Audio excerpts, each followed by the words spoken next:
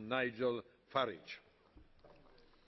Mr Van Rompuy, I hope you'll resist the calls for military action this afternoon. Indeed, the Liberal leader, Mr Verhofstadt, made a very pro-war speech.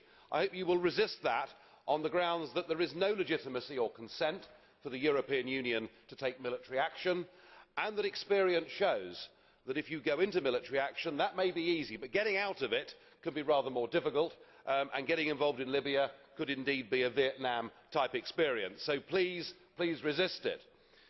But on Colonel Gaddafi himself, you were quite right to say that what's happening in Libya is really very wrong indeed. But of course we knew that even before the uprising. Just last year he declared a holy war, a jihad, against the Swiss. He tried to blackmail the European Union. Do you remember? He said, give us €5 billion or we'll flood you with migrants. And of course he's the man who was happy to embrace al-Megrahi, the man who committed the biggest ever mass murder in British history. But what you didn't tell us in your speech was about the fact that you actually know Mr Gaddafi. Indeed, you went to meet him in December, didn't you? Do you remember? In fact, there was a jolly nice photograph of you and Mr Gaddafi holding hands. I have to say, I've never seen you smiling more or looking happier. Perhaps he's an old drinking mate, I don't know. But I wonder why. Why would you want to be photographed with Mr Gaddafi?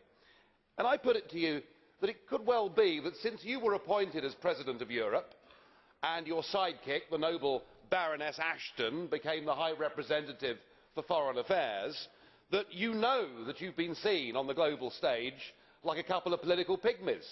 As WikiLeaks showed, you were very unhappy that you weren't being recognised, unhappy that you were snubbed by Obama, and here was the chance to go along and be accepted by a head of state.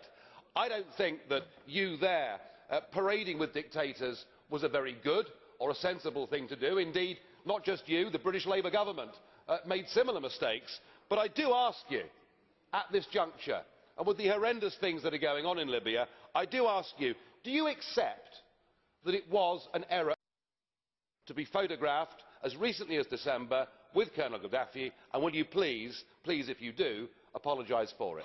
Thank you.